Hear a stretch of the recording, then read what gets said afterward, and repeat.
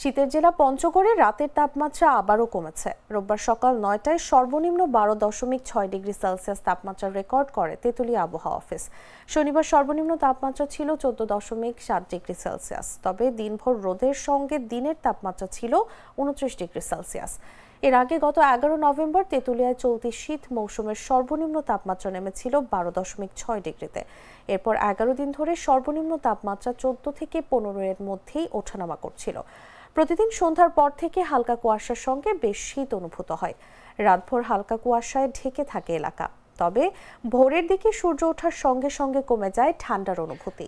সকাল থেকে বিকেল পর্যন্ত রোদের কারণে গরম অনুভূত হয়।